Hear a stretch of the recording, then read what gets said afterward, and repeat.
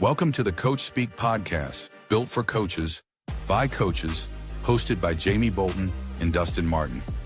Sponsored by Ray Crowther, providing the nation's best athletic training equipment since 1932. And R4 Football Systems. Accelerate everything by decoding the game. Hey guys, welcome back to Coach Speak. Dustin Martin here with Jamie Bolton. Got a special episode tonight. We got Coach Brent Dearmon in the house. Jamie's going to get into what we're going to talk about in a little while. But before we get going, I want to shout out to our sponsors, Team Builder, Denami Bar Sports, and Pro Quick Draw. Yeah, today, guys, this is a big one. Our guest is Brent Dearmon, head football coach at the University of North Alabama. He's climbed every rung in this profession, starting as a high school head coach in Alabama, becoming an SEC analyst at Auburn, leading an undefeated season at Bethel, then calling plays at the University of Kansas, Middle Tennessee State, and Florida Atlantic before taking over the Lions. Coach Dearmon, man, welcome to Coach Speak. Guys, I'm fired up to be here. Like I've told you guys off air, man, I just love growing coaches. Someone sewed into me and poured into my life, and I feel like I owe it to the rest of the coaching world that anytime I get an opportunity, that it's my job to share and pour back into others. Well, Coach, you've been and that really resonates with our listeners too. And we've kind of grown this thing. We're a little bit over 50 episodes now, and I think that's the what the listeners want to hear. I think there's a lot of outside noise, and there's a lot of, even high school football now, it's turning into something that's a little bit different than what we're used to. But we appreciate you being on. And but man, you've been a high school head coach, an SEC analyst, you've been an NAIA Power 4 play caller, FBS head coach.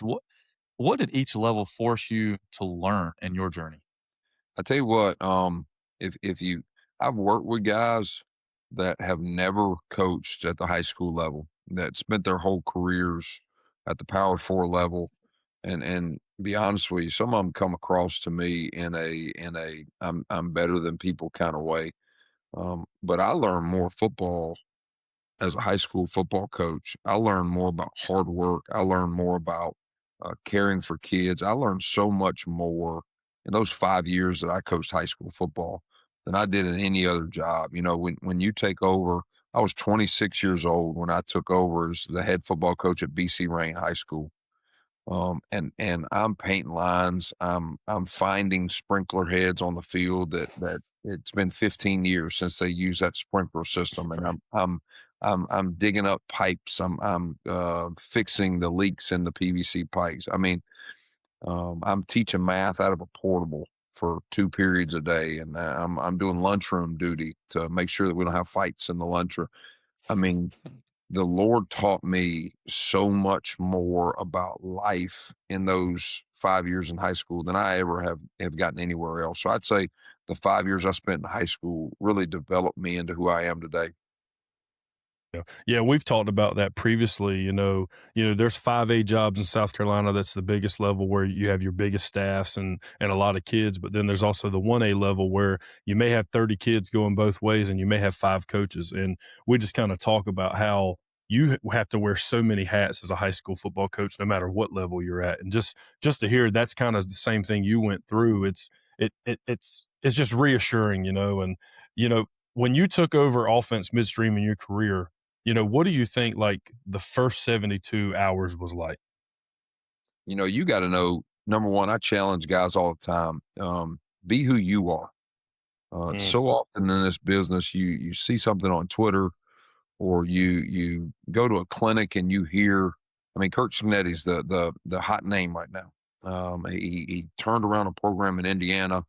And I remind guys, Kurt Cignetti turned around the program in Indiana. Because of who he is. Don't try to go be him. So many guys have tried to go be Nick Saban, and it didn't work. It works for Nick Saban. So be who you are. If you believe in something, then man, stand on that and believe in that. One of the things I learned from being with Coach Malzahn for 2 years, and shout out to him. And I don't know when this is going to air, but for me, him retiring yesterday kind of hit me, but because he's been a mentor in my life, and he's a high school football coach. For the 20 years he spent in college football, he ran 4 run schemes, guys, and that's not the typical. That's not the norm. And one big thing he said to me is, I feel like I can coach those 4 run schemes really, really well, and we can get really, really good at those 4. So why be a jack of all trades when I can be a master at 4? So that's what I'd encourage guys is be who you are. If you're great at the air raid, man, sell out the air raid. If you're great at running the football and wing tee, then be that, because your kids are going to feel the passion that you coach with because you love what you're doing. And being authentic is something that even young coaches struggle with because they don't really know who they are yet. You know, they're trying to latch on, like you're saying, to maybe some guys they see, and there's so much information now. It seems like on the internet, you have Twitter, you got like you're saying with clinics, and I think that that's something that we have to be mindful of. Take us back to like Bethel. When you were at Bethel, you took over that program, you played there. You take over that program, and shout out to Knox and Grady for those listeners out there. Knox and Grady were on a podcast earlier. Coach Dearmon was the quarterback at Bethel, and Knox and Grady played line, and they roomed together. But take us back to when you took over that program at Bethel. What were some of the non-negotiables in your offense that you felt like you could hang your hat on? You know, to me, if you want to win games in November and December, you got to run the football. So me as a former quarterback, I remind people all the time, my dad was a 42-year offensive line coach. So I played quarterback, but there were games that I would play for my own father that I threw 2 passes. So even though That's awesome. I like throwing it around, I knew that you had to run the ball to win games. So we wanted to establish a toughness, and not just offensively. We wanted to, as a whole team, we knew that you won games in January in the weight room. You won games with your mat drills. You won games with the detail at which you operated on a daily basis. You know, I just brought in a new defensive coordinator in Clint Bowen. I'll give you this story. Just today, I called him after our mat drills today and said, "Hey, how'd you think it went today?" He said, "Well, defensively, I told our coaches that in period 1, I wanted their drills set up and then already have period 2 drills set up." He said, "And apparently I didn't do a good enough job explaining that to them. We took 20 seconds in setting up drills in period 2." And a veteran coach, he goes, "And that's just not good enough." And most coaches go, "It's just 20 seconds." No, it's not. 20 seconds is a standard. 20 seconds is how you live life. 20 seconds is, if I'm going to demand something out of a player, then I have to demand it out of myself. If I'm going to demand it, they always be a touch the line guy, then I got to be a touch the line guy in the way I live life. So it wasn't so much the scheme that I wanted to hang my hat on. It's the way that I live life. I wanted to walk out of my office every day and my office was clean. But I don't know if you guys have ever heard it. There's a huge baseball podcaster named Brian Kane. Yep. Brian Kane does a mental performance podcast that I got into big time because it helps. I use it for quarterbacks, for training quarterbacks mentally. And he introduced me to an app called Habit Share, where I can basically put a to-do list on an app, and every day I can just check it off, and I've become a creature of habit.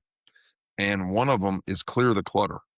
I hate the red 1 on my phone where an email or a text hadn't been looked at. As soon as I get a red 1 on I'm immediately checking it.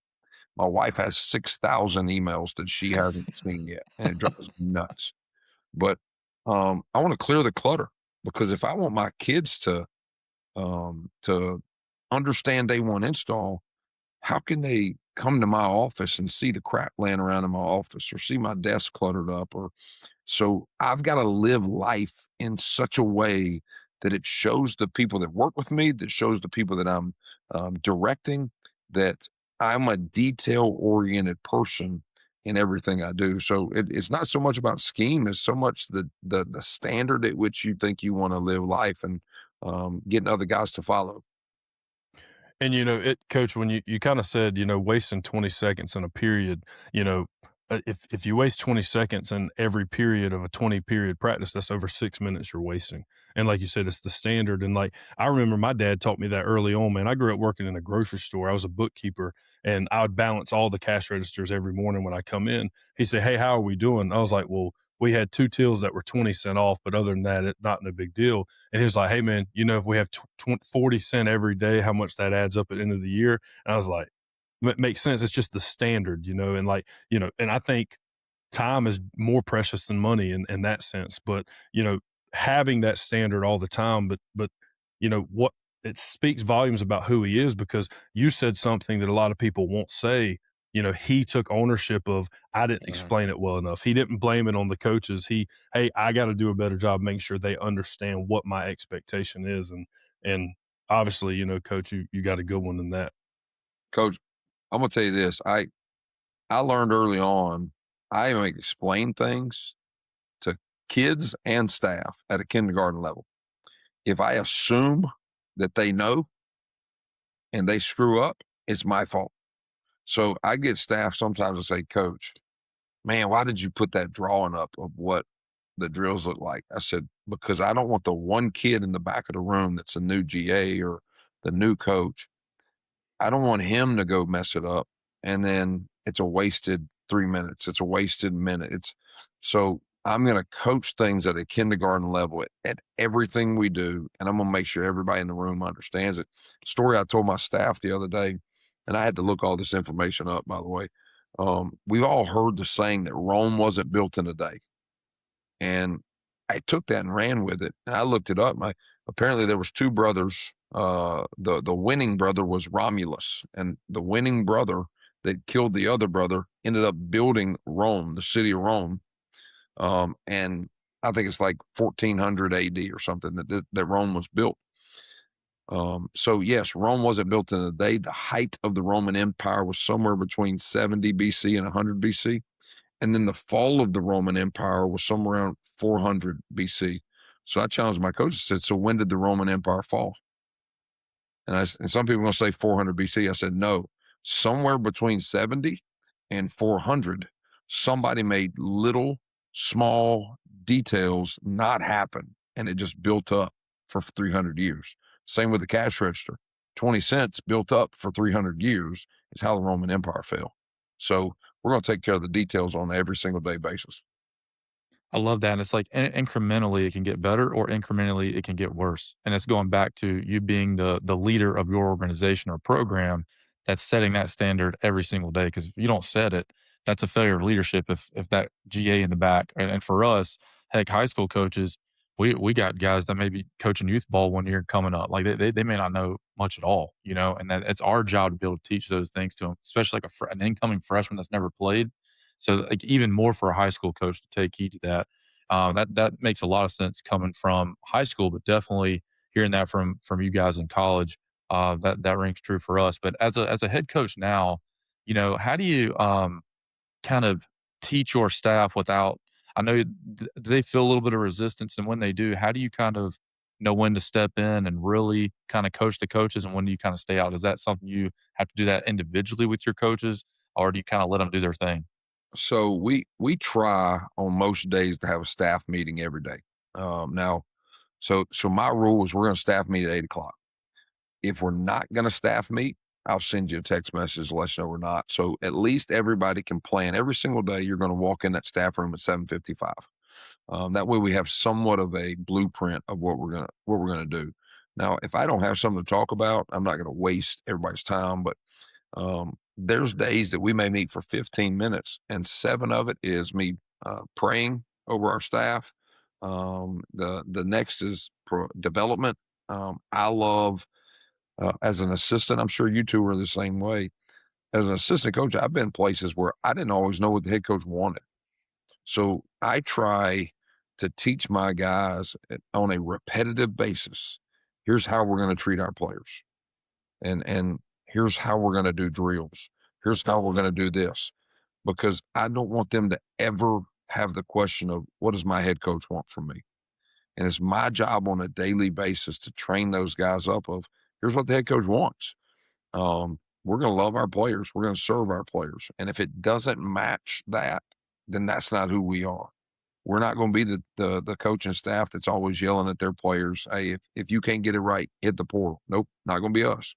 We're going to love and we're going to serve our players on an everyday basis. So I try to spend 5 to 10 minutes every day I've got about an 80-page coaching manual that I've put together through my 17 years of coach, 18 years of coaching now. So for me, guys, I've been a part of staffs that the head coach doesn't go over his manual until August, until right before fall camp, late July. And I would always go, man, I got hired here in late December. I got hired here in January. So to me, I want to know as soon as I get there what my head coach wants out of me. So we went through we went through big chunks of it as soon as I got everybody hired. And then my job is to find ways to constantly bring and incorporate what I want into things. So this week I may pull 5 pages from that coaching manual. I may pull 7 pages next week. I may pull just 1 page another day. But it's my job as the head coach to constantly remind people, this is our culture. It's one thing. It's just words on a screen. If I just show it to you one time a year, it's just if it's just on a TV screen downstairs, then it's just a poster. It's not truly your culture if it's not something you stress on an everyday basis. No, and that's so good. And I think just the reiteration, saying like it's kind of like the social proof. Like we say we're about this. Here's how we're incorporating that this week. This week in February. Not just when the season hits. And Coach, I'm sure many high school coaches come to watch your practices in the spring. When a high school coach comes and watches the University of North Alabama's practice, what are you hoping that they can say about it when they leave? What is your goal you're trying to achieve that people can see through when they come watch y'all practice? Well, first off, for us, we've got 5 big pillars to our program. And if you can't walk away from our practice and you can't see those pillars, then they're probably not who we really are. So number one, I feel like I got a calling in this world to raise tough men. So number one for us is toughness. I need to do something in practice that's hard. I need to do something in practice that challenges our players, that challenges our staff. Like there's days that randomly my staff won't even know. We'll go 3rd and 5, ball down, and we may be right in the middle of Indy. We may be on kickoff. So I try to create things in practice that's hard on the adults too. It's my everybody knows that football's a tough, hard, physical game. That's not the toughness that I want to be known for. I want to be known as a team that handles adversity well when adversity is thrown at them. So I want high school coaches to see adversity at practice. The second big coaching point for us is finish. I want elite finishers. I want guys that relentlessly chase excellence all the way through the back of the end zone. I had a coach one time explain finish to me as my job as a ball carrier is to finish in the back of the end zone. That's the definition of finish. There's not a referee in the country that can deny that touchdown if I have that type of effort to finish in the back of the end zone. We want to be an explosive-based team. Offensively, I want to create explosive plays. On defense, I want to create explosive plays, whether it be TFLs, sacks, turnovers. So our defense should be practicing TFLs, sacks, turnovers. We want to do everything we do relentlessly to drill. I tell our coaches, my job at 41 years old is to get our players to run to the next station. And if I walk to the next station, they're going to call me out on it. So I try to outrun our players to the next station. I want to relentlessly move around on the field. I want everything. I want to do pursuit drills on defense. I want to do routes on air relentlessly with the way I play the game. And then I want our guys to have a little confidence. So our 5th word is swagger. We want to play knowing that we have the confidence. We've given you the tools. We've developed you in the weight room that you can go out and do your job to the best of your ability.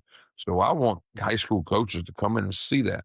Another thing, me being an old high school coach, guys, and I would love to, I'll share it with anybody that's willing to look at it. If anybody ever wants to email me and ask, we do things together. I'm a high school minded guy. We start practice off and offense and defense does a turnover circuit together. Or we may do a one SWAT drill, DBs and receivers. We may work a quick game hookup, O-line and D-line. I like to get together. Um, high school guys know how to do that because guys are playing both ways. Where sometimes us college guys, we overthink it. Well, let's just be separate all day and then just get together for team. Hey, you're over there working ball security. They're working takeaways. Why don't we do this thing together and we get our bang for our buck a little bit more? So that's another thing high school coaches are going to get out of us is we practice more like high school teams practice. Yeah, I love that. And we've taken a lot of those elements over the years where it'd be circle chase. Like that's a good practice starter for us with circle chase. We'll do buddy tackle, 2-ball drill. We kind of stole a lot of that from like the saving world. I'm sure everybody's doing it in college, but I love the fact that you guys are really, really intentional about these are our pillars. We need to see these things every single day. I think, for coaches in general, and I'm just speaking from a high school coach standpoint, we can get lost sometimes in our kind of the day to day, like what do we have to get done from a checklist without necessarily looking at the overarching um, intentional values of our program being implemented in that way. I think it's easier maybe in the weight room, right? You can kind of make the weight room something that, yeah, we're trying to get stronger and faster and more explosive, but really culture can be implemented in the weight room. I think you can do the same thing on the field too. So what did you learn? Like we really are interested in your time in Auburn. And so like, tell us about your time there. What did you learn from Coach Malzahn? I mean, obviously we look up to Coach Malzahn. We don't know him personally, obviously, but like, and he just retired, but like, what did you learn at Auburn that still shows up specifically in your program today? Mm. So the thing I got from Coach is, so I got hired there. I'm 28 years old. I've been a high school coach for 5 years. To coach, he always called me the numbers guy. I'm a math major. So my job was the breakdowns, the data side of things. And then I would just get the opportunity to hang out with Coach in the staff room. And my job was basically pull up cut-ups. And just knowing Coach, at first I took it as a negative maybe toward me, but there's be days that we'd be watching a cut. Let me take that back. He would be watching a cut up and I would be sitting in the room and we'd probably go 20, 25 minutes without him speaking because his mind is just turning. And he finally says, "Hey, what do you think about?" And he had watched 25 clips and his mind created a play. And where I thought he was ignoring me, he just gets so locked in to the task right in front of his face. And through me doing that with him for 2 years, I got a great relationship with him where, number one, he said something I said to y'all earlier. He said, "Brent, when you get your opportunity, be who you are. Know what you want to be, and don't let somebody else discourage you from being who you want to be." And I'm 28. I'm like, what are you talking about, Coach? And now that I've been doing it for myself for so long, you get so many guys that are idea guys. You get so many guys, and you guys know it from being in coaching. Guys will come in that they're coming from a different place, and ideas aren't bad. But I've even heard Mike Leach say this before. He had a guy bring a new play, and he would always ask his staff, "All right, that's a great play. So which one are we taking out?" So one thing I learned from Coach Miles, you don't have to have 1,000 plays. I guess was it Bruce Lee that said, "I don't fear the man that has 10,000 kicks. I fear the man that's practiced one kick 1,000 times." So that's a huge trait that I probably got from Coach Malzahn is we're just going to run a lot less plays. Now I may window dress it with motion or unbalanced or whatever, but we're going to run the same plays and just find different ways to run them. Yeah, and I love that. I'm a big believer, just the way I am with install. I love mastering before moving on, and we may add 2 or 3 things at the same time. But to your point, it's like if we can't run the 2 or 3 things, good enough to execute and be successful, why we're going to add 3 more? Because then we have 6 that is very average to below average at that point. So I got a funny Coach Malzahn story. Every day, and you're going to have the other guy on in a few weeks, I hear. Bobby Bentley's on staff my second year there. It's me, Bobby Bentley, and Travis Williams, who was just the DC at Arkansas. We were workout buddies. We were in the analyst room together, and as soon as I got done with Coach in the morning, we would go hit our let's go hit a 20-minute workout for our sanity of been staring at a computer screen all day. Go hit this workout. It was our time to bond together, get to know each other even more, shower, get back up and get ready. Well, we're probably on our second set of the day, whatever workout we were doing that day. And I get a text from Coach Malzahn, "Hey, Dearmon, where you at?" So, hey guys, my workout is over. The boss man just texted me. So I take off and I get up there and he's sitting in the staff room with the cowboy in his hand and say, "Hey, what you got? What's going on, Brent?" And I said, "Coach, I was just downstairs. I thought we were done." And he kind of shook. It wasn't a big deal that day. Well, it's probably 2 weeks later in the same boat. I'm downstairs, probably on my second or third set with those two guys. I get a text. "Hey, Dearmon, where you at?" Same deal. No, take that back. I was not working out. I was at Mama Goldberg's sandwich restaurant. I was in line ordering my sandwich. Same text though. "Hey, Dearmon, where you at?" So I rushed back, got my sandwich bag in my hand. "My bad, Coach. What you need?" And he messed with me. And I know to this day now, I didn't know he was messing with me at the time at 28 years old, but he had a little smirk on his face, goes, "Yeah, I wish I had time to go get a sandwich." And straight face for the next hour, just continues to watching this cut up. And I'm like, golly, I screwed my up. My gosh. boss was mad at me. And I found out later he was just messing with me. So That's great awesome. non-story I got right there. Heck yeah, man. Just keep everybody on their toes, see how you're going to Oh, respond. And I'm sure he was testing you a little bit, see how all in you were. And probably. that's good stuff, man. That's good stuff. So now you go into Bethel. All right, and then what there and it was a big turnaround. You guys went undefeated. What what kind of gave you the confidence of like being who you are, going to Bethel that you can get that thing turned around, and then really the confidence kind of leaving Bethel after that? So it was a perfect setup for me because I go back to my university that I played at. So it's still the same lady over housing. The president used to be the number 2 in charge over there. The AD was helping out when I was a player there. So I come in and I probably get more than most other people would have gotten. So I don't, and at no means, at no point in my career am I ever going to say, "Man, we went in there and we lit the world on fire." I also understood that I probably got a little bit more things than another hire would have gotten. I knew more people. So I could go in and set up the dorms the way I wanted to because I was an RA for Miss Peggy just how many ever years before. So they were more willing to help me out. The same ladies working the cafeteria were still working in the cafeteria. So I was able to do things exactly the way I wanted to do it. And that's rare in this business. A lot of places you go in, you get it 85% of the way you want it to be done. I literally got 100% of the things I wanted to get done. So Wow. that really helped me out big time. So it was the perfect job for me. Landed there and had a really good quarterback on roster. That's another huge bonus. All right. So I had watched tape. The kid could spin it. Thought he was a great player. The offense really didn't fit him. They really didn't have an identity. So me just coming in and saying, "All right, here's our identity. Here's who we are. We're going to fit the offense around you." He took off and almost won NAIA Player of the Year, was our conference player of the year. Great human being, great leader.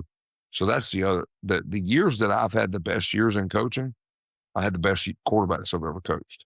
It's crazy how that works out. Arkansas Tech, my best year there. The kid that was our quarterback there is now a heart doctor. So he was able to, he coached me half the time. I'm going to be honest with you. He helped me, the book I wrote, The Evolution of the RPO, half of the things that I wrote in that book is because he said them in a meeting and I took Wow. credit for it. So I've just been blessed with some really good quarterbacks. So Bethel, first game on the schedule was Reinhardt, who was number 2 in the country. We play him at home. I was able to get a fireworks show before the game at the NAIA level. That fireworks show had our guys on an unbelievable high in the first quarter. Oh my gosh, coach, we just came out of a firework display here in NAIA football. We take a early lead in that game that created momentum, that created belief. And belief is huge in this business. So that same team that went 3-7 is up on the number 2 team in the country. And now mentally they're a completely different team. So it's not any like we had a system. Here's who we are. Here's the answers to the system. We're going to stick to this. We developed toughness. We got kids to buy in. We got kids to believe, and we had a good quarterback. That was the formula. So sometimes we overthink this thing. Get kids to come together, get kids to believe in the system you put in front of them, and you got to have a trigger man that can make it all happen. Now, I get to crazy story through at the end of the season, man, I'm happy. I'm at my university. I'm not trying to leave. I'm not filling out job applications. I got everything I want. I mean, I could go ask the president for whatever after going 10-0 and probably get it. And I get a call from Kansas. Hey, Coach Miles wants you to come interview for the tight end job here. Man, I can go from NAIA to a division, a Power 5 position coach. So I go up and I interview for the tight ends job. And my buddy Chip Lindsey's the OC at the time. That was what got my foot in the door there. And craziest interview I've ever been on. The head coach spent literally 4 minutes with me. Wow. I hung out with my buddy Chip Lindsey for 2 hours. I flew all the way to Lawrence, Kansas. Chip wanted to hire me. I mean, I didn't need to interview with Chip. Les Miles spent 4 minutes with me. I go, Chip, he ain't hiring me. He spent 4 minutes with me. So I go back home and I'm happy at Bethel. I'm like, I'm not getting this job. I know I'm not getting the job. Tell my wife I'm not getting the job. Well, 3 weeks passed. They hired a different tight ends guy. I knew they were going to. 3 weeks passed. Chip Lindsey takes the head job at Troy. So now the OC job opens up at Kansas. Kansas calls me back and says, hey, Coach Miles wants to interview you for the OC job. I said, guys, I was just on campus 3 weeks ago. I wasn't good enough to be the tight end coach. And now you want me to be the offensive coordinator? And just through that interview process, ends up working out that I didn't get the OC job, but they wanted me there in some capacity. I didn't want to be an analyst again. I'd done the analyst thing at Auburn. Back then, analysts couldn't coach. And I did not want to do that, man. I didn't want to be a higher paid GA. Didn't get to impact lives. Didn't get to talk football with players. I told Kansas, no, I don't want to do that. And then they threw a dollar figure at me that was life-changing money. And that's what I tell coaches in this business. Don't change jobs for a couple $1,000s. Change jobs because of life-changing experiences. If I go from a position coach to a coordinator, that's life-changing. I can impact the game. If I can go be a head coach for the first time, that's life-changing. If I get thrown a amount of money that changes my family's future, that's life-changing. Don't just change jobs, just change jobs. So I take that opportunity. And I thought it was going to be a 2-year transition into being maybe a coordinator, maybe an on-field guy.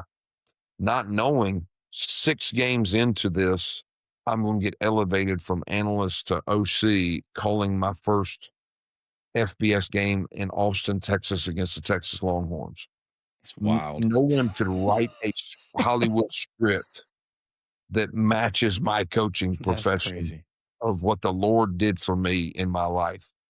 And I can remember, I'll end that side of it with this story. I can remember that Friday night, we're playing Texas. It was actually a Friday night game. So before the game, the Texas Longhorn Network, there's this lady that's interviewing me and says, Coach, 2 weeks ago, you're an analyst. A year ago, you're prepping to play Campbellsville. She'd looked up our Bethel schedule. You're prepping to play Campbellsville in Kentucky. What has prepared you for this moment? And she was trying to say, like, man, you're playing Texas. And I can still remember my quote to this day, and I've challenged high school guys with this all the time. I said, ma'am, at the end of the day, Campbellsville sent 11 guys out on defense, just like Texas is going to send 11 guys out on defense.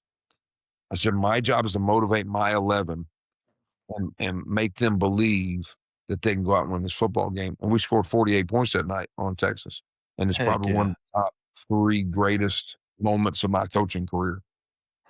Man, that is wild, man. That's a crazy, because you always hear, like, we try to keep up with you as you move on, and it's like, man, that's a crazy transition. I had no idea Oh, that just goes to show you that faith and belief in yourself, and just trusting in the process, that even if you get your foot in the door in one sense, it could definitely lead to some better opportunities if you just keep your head down and keep working. And that seems to be the case for you, especially in the college coaching world, because it seems it's very transient with how things change and in your world, if that makes sense. So I'm telling you, like, we preach this to our players because you always try to take that second team guy and you need him to always be ready. And we're constantly preaching to our players what happens if you're thrown in there. You got to be ready to go. But us as coaches, we got to be the exact same way. Like, if I'm a position coach, you need to be ready to be a coordinator. So, like, I challenge our coaches on staff. Everybody on staff should know the full scheme. Everybody on staff should know the answers. If not, then I'm failing you as your head coach, because everybody in the room should want to be a coordinator. Then coordinators should want to be head coaches. So it's my job. I'm not ever going to coach in a way that I feel like somebody in my room is threatening to take my job. I'm never going to do that. It's not up to them if they're going to take my job. It's up to me and the Lord above if he's got other plans. So I try to educate my staff and every single day of, you never know. COVID season, for example, if the OC got COVID, who's calling the game? Mm. And so you got to be prepared as a coach at any moment for your next opportunity. So my life story has been that for sure. Yeah, it's crazy, and like you said, Coach, you always got to stay ready. I remember when the offensive coordinator opportunity came open for Bolton at York. Like, he came in like the next day and he went through this great, like, it was the flywheel and the process, and he went through it all. It was all the Jim Yeah. Collins stuff to try to get And our like, the core values set for our and offense, man. and I was ready to rock, afterwards, dude. I was ready to I unleash it. walked up to him. I said, man, I said, dang, dude, like, you already had all this? He said, man, I just been waiting on my opportunity, And I was, at the time, I think I was 21 years old, 22. And that kind of sparked to me, like, yeah, man, I got my OL packet. I got my 15 page, but it's like, man, I need to start thinking outside ready. of the OL stuff. Yeah, And Knox was calling the offense, and so I'd worked under Knox and with Grady, and so when they moved on, I was like, man, this is. I'd already figured that out a couple years before. I need to be able to step into this role if coach asked me to do it. I don't want to come Well, like, oh yeah, I guess I can do that. But that's always been a plan. But that's great advice. I think here's that's huge advice for anybody. here's my challenge to all the listeners in here. What we don't understand at 21, 22 years old, that head coach or that coordinator, you don't know where they're going to be in a year. Mm-hmm. Every day for you is a job interview for the next job. Mm-hmm. And so my head coach at Viger High School, when I'm 24 years old, ended up moving on to Alabama and got an analyst job at Alabama. And the way at which he saw me work every day for him for 3 years is really, Gus Malzahn called him first to offer him the analyst job. And he said, Coach, Nick's already offered me the job at Alabama. So Gus said, who else would you hire? And he said, no doubt, Brent Dearmon. So Wow.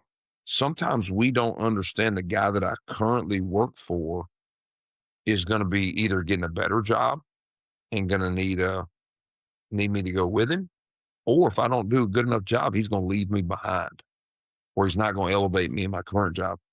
So you better be prepared to every single day to impress the guy that you currently work for. No, well that's, said. And I think yeah. that gives a lot of encouragement to people in a situation where, they may feel like, they're spinning their wheels a little bit. And, this is, and we've talked about this before on the program, but like, Potential. don't get focused on chasing your potential over chasing your purpose.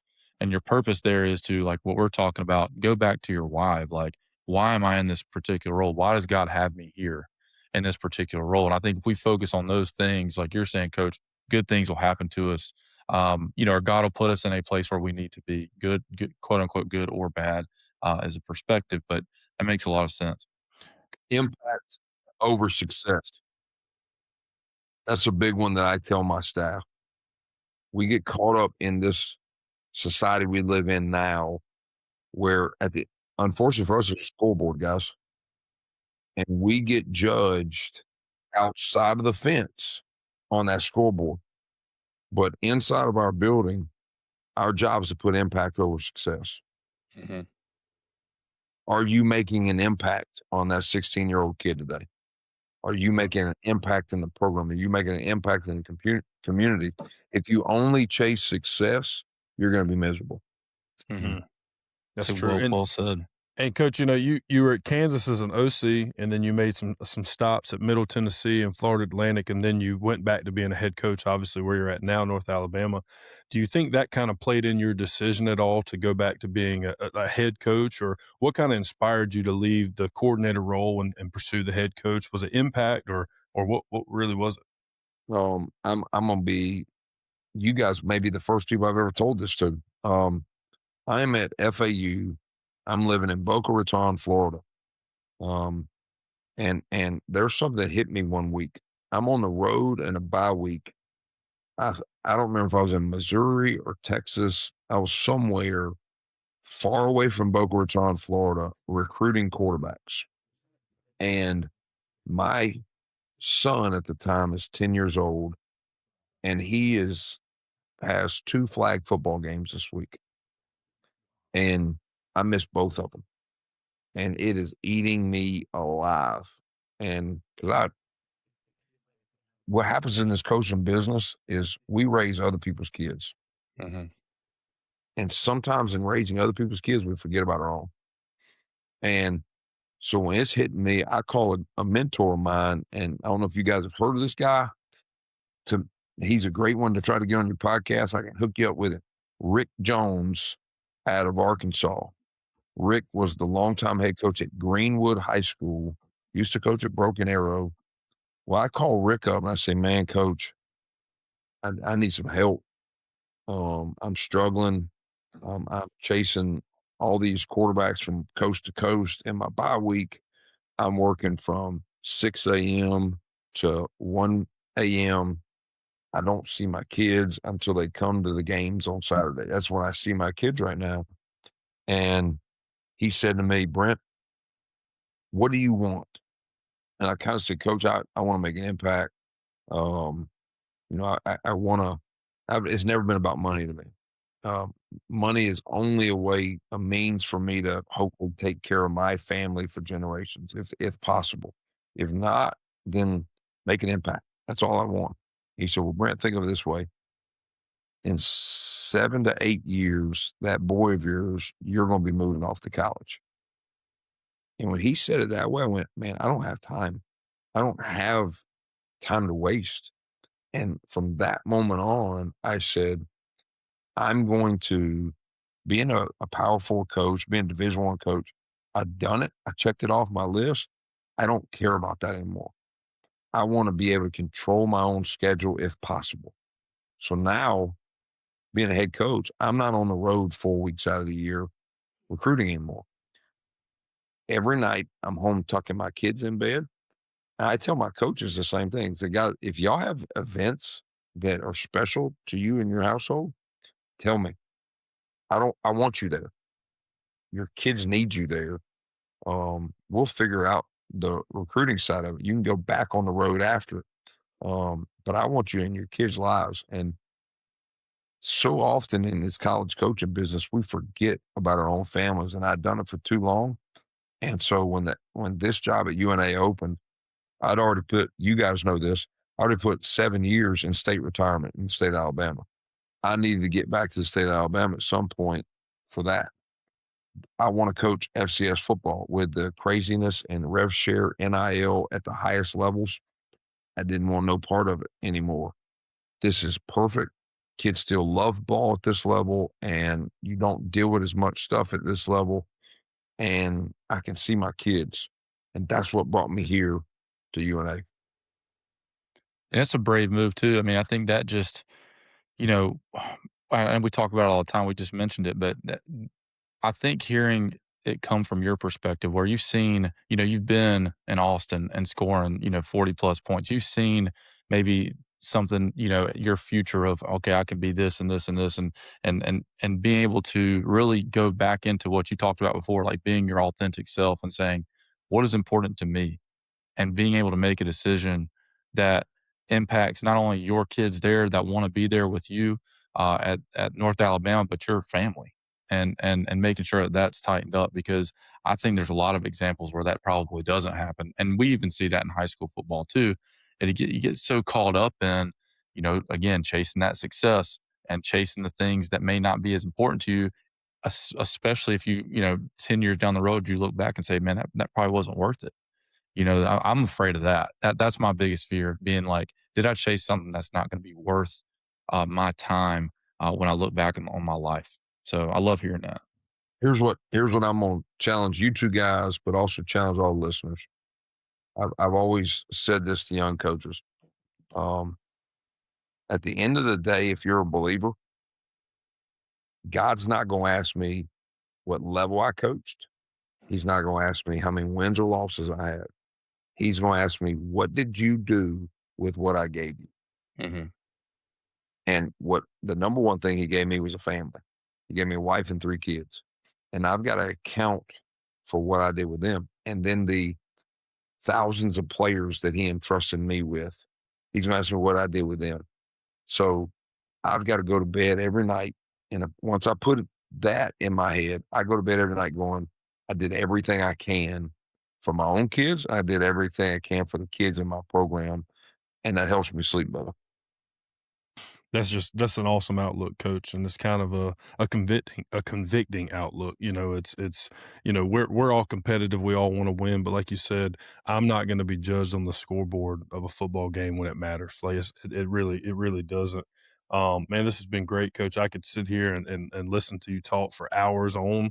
Jamie, you want to move to the rapid fire section and hit Yeah, Coach with a Coach. couple What questions kind to of the close end of it out? these things, we kind of give these kind of random off the wall questions just to kind of pick your brain a little bit. We kind of sculpt these for each guest that we have, but just what's the most important position for you on offense to create explosive plays outside the quarterback? I'm a son of an O-line coach. I knew how to draw up 30 and 31 trap before I knew what a cover 2 was. So I'm going to tell you, in general, the 2 most important hires in any program is the strength coach and the O-line coach, because those 2 guys affect the toughness level of your team. If you've got a tough O-line, you're going to have a tough football team. So I'm gonna go with O-line coach. I love that. I think you can create some explosive with that group for sure.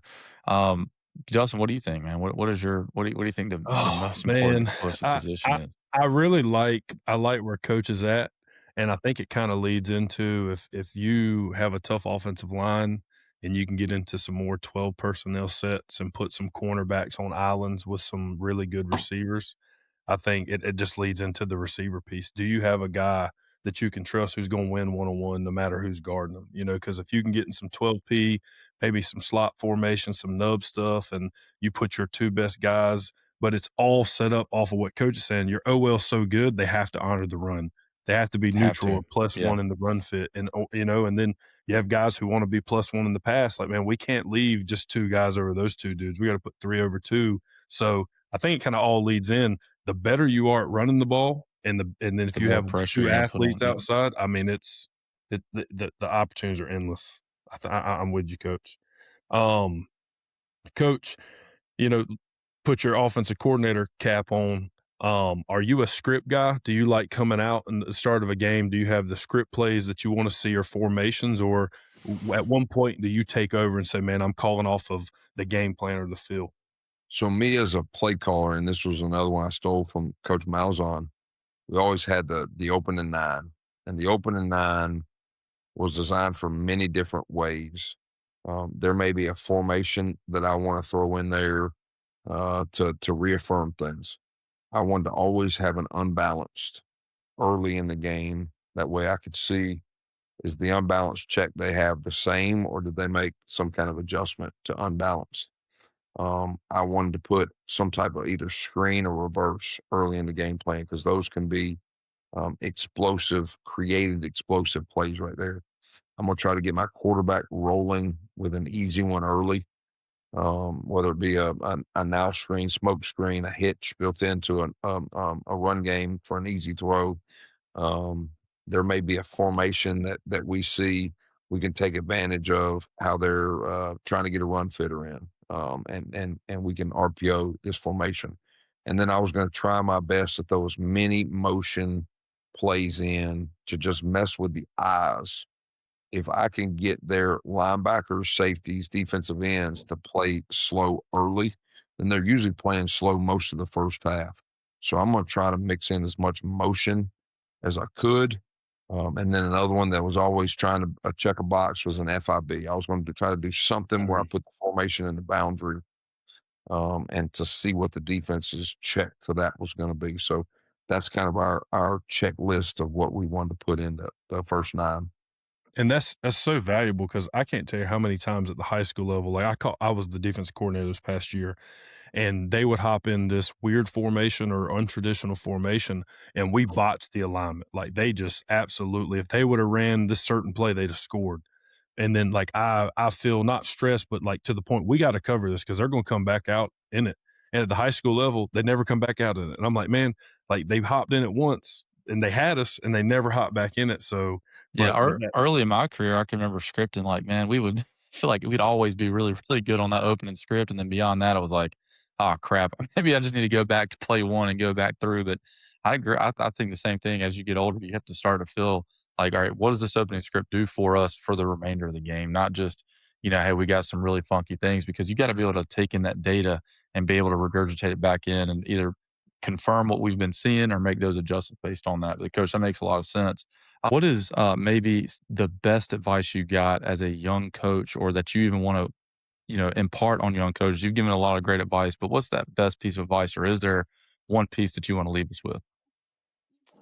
Oh man, I've had so many guys. The greatest probably coach that I've been around that loved, served, and cared for his player was Tim Horton. Tim Horton was our running back coach at Auburn. I learned how to treat people through him. Every day he came in the office and he'd write 10 letters. And those 10 letters may be former coaches of his. It could have been to high school coaches. It could have been to recruits. It could have been to former players. And he just mixed it up every day, where it may have been 2 former players, 2 former coaches, 3 recruits, 3 high school coach, whatever. But he still were. It's kind of a lost art of true penmanship, sitting down and truly writing out handwritten notes anymore. And I also took from him, sometimes we would get our running backs, we would get our players to write handwritten notes back home. So we've started it here, where it may be the first team meeting in fall camp. I get the guys to pick somebody that influenced their life, maybe their high school coach, maybe an aunt, maybe a grandmother, maybe their mom, whoever that was the biggest impact in your life. Let's write a handwritten note of thank you, and we're going to mail it back home to them. So Tim Horton's made a huge impact on my life for sure as a coach. Good gracious, I think that's some great advice. I was thinking about the ways that I could start to implement that in my life. Like, think about like 10 texts a day. If you just, if you didn't want to have to mail them out, like 10 texts, like, and just do different people in your life, I think that'd be excellent. How far that would go Uh, from a relational standpoint. yep. I tell you another one we do. I challenge my staff. We started doing that where our players have to write a letter back, but week 3 of the season, I may challenge our staff, say, hey guys, write 3 players on our current team and put in their locker. Wow. And Yeah. if everybody That's on our awesome. staff writes 3 or 4 players each week, you got 30 players on your team that getting handwritten letters from the staff. Man, love the way you practiced yesterday. Hope all is well. Praying for you, praying for whatever's going on in their life. Mhm. And man, they come in that locker room and you see a different kid at practice. Man, coach Mm, took the time to write me a letter. Because think about it, how many kids on your team have probably gotten a handwritten letter in their life? True. probably none. Yeah, I Probably mean, none yeah, nowadays. it's Well, none. that used to be the way we communicated. Now Hmm. they don't communicate that way anymore. So they take that letter and go, man, coach cares about me. And then another one I'm gonna challenge coaches. Sometimes our wives look for purpose through Hmm. us. And my wife took this on. She Amazon like a suggestion box, and we found a black suggestion box, and I found a board in our locker room, a stud in the locker room, and nailed it or screwed it into that stud, and it's a prayer box. And she's taken it upon herself to tell the players, hey, if y'all have stuff going on, it's my mission as the head coach's wife to pray for you. And you can drop it in. I have a key so other players can't open up and see what the prayer is, so it's still a secret. And that's been my wife's mission that once a week I check that prayer box and I bring those prayer requests home to her and she prays for the kids. So that's another way that Unreal. That's awesome. you can get your wives No involved. doubt. That's big time advice, coach. That's man, what a good lady. You know, as my high school coach would say, she's a I'm good blessed. lady. That's awesome. Well, coach, I know that was going to be the last question, but I got to ask you this one and we'll wrap it up. Right now, if you could spend 1 hour talking ball with any coach, who'd you pick and why? Man, oh, talking. I would love to, because he's the hot guy right now, Signetti, of just figuring out the day to day. Not so much football. I've been around some great football coaches. I've had an opportunity to talk a lot of ball in my life. I ran the wing tee. I ran the I in high school. I played in the West Coast system. Then I played in an air raid system. I played arena ball. I've coached for Gus. I've been with Les Miles. I've had so many different schemes in my life. I feel like I can coach about any scheme because I love it. I like talking culture and team building more nowadays than any other. So I'd say just to see what they do on an everyday basis of how he built it inside and out at Indiana, that'd probably be what I'd say. I'd tell you a quick story Coach. that a lot of people don't realize about me. So I leave Auburn as an analyst and I go take a D2 coordinator job um, because I want to put my fingerprint on something at the college level. I am struggling. I got 2 kids. I'm making about $55,000 a year in Russellville, Arkansas, and I'm struggling to make it from paycheck to paycheck. And so one summer, Keith Grabowski reaches out to me, and he's starting a podcast, and he's just in the early stages of coaching coordinator podcast, and I somehow get on his radar and he says, man, coach, you do a great job on how you coach these RPOs. Have you ever thought about writing a book? And I said, no, that I'm not smart enough to write a book. I'm just an old high school football coach. I can't write books. Well, sat on that for a couple of weeks and I went, you know what? I need to make some more money. I need to find a way to feed my family. I need to find a way to make ends meet better. So I take my 3 weeks of off time in Division II, sit down and write out a book, and that becomes the evolution of the RPO. And I have sold over 15,000 copies of the evolution of the RPO. That book is really what elevated my career to where I'm at today. And my challenge to guys, for me, it was a book. For a guy listening to this podcast, it may be starting a podcast. It may be taking some kind of risk that gets you out of your comfort zone. That's going to take your life. It's going to take your career. to another level. I didn't think I could write a book, guys. That's not me. And you may think, Coach Martin, I'm not a podcaster. That's not me. But you got to get out of your comfort zone to get to the level at which God wants you in your life. Yeah, I don't even know if I want to follow up with anything after that. No doubt. Coach, you're right. We I definitely didn't think feel I like could be a that. Yeah. podcaster, and I No, we still had don't no know if idea I what could we're be a doing. podcaster. Like, We're just trying to get the best. You're I mean, like, killing it. well, we're we're sitting here talking to the head coach of the University of North Alabama, so we've definitely gotten out of our comfort zone in a lot of ways. And again, we actually had another guest speaker. His name's Joe Salas. He wrote a book, and he said, "Man, this is really, as much as anything, this is a what he called like a digital business card, and you got to step outside your comfort zone." But you're exactly right, and I think for us doing this has been a challenge. It's definitely something that we're not used to. I don't like being on camera all the time. But man, this has been a blessing to have you on. And we mean that in every sense of that word. I think, there's things in your life that you may be going through and listeners may be going through that you spoke directly into. And I'm definitely one of those people. And so there's, everybody has their trials. And, we were sitting there with our daughter tonight. We're reading through the book of James. I was actually talking to Dustin about this earlier today about, in the book of James talks about your trials, and it also talks about how that creates steadfastness in your life.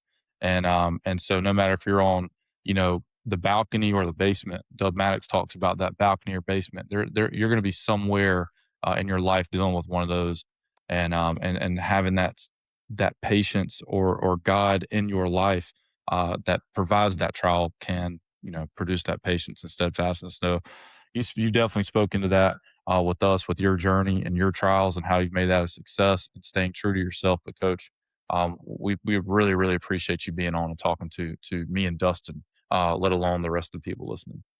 absolutely. Well, I'll tell you this, guys. I actually got an opportunity to speak at a local church probably about a month ago.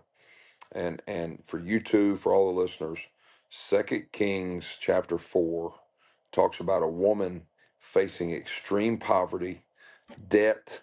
They're about to come take her sons. She's in so great a debt. And the prophet Elisha says, "What do you have in your house?" And she said, "All I have is a jar of oil." And he said, "Keep pouring that oil." So Mm. for some listeners here, God's given you something in your house. He's given you a gift. Keep pouring that gift. You may go 2 and 10. You may go 1 and 9. And he's telling somebody, keep pouring. Stop chasing success and start chasing impact. Keep pouring. Well, Coach, not going to follow that up. We really appreciate you being on. It was great to have you, and you guys will see you in the next one. Thanks for tuning into the Coach Speak podcast. If you're interested in being a guest speaker on the show, we'd love to hear from you. Email us at coachspeakpodcast1@gmail.com. And if you have a question for our Q&A segment, don't forget to submit it through the form in the episode description. We appreciate your support, and we look forward to seeing you in the next episode.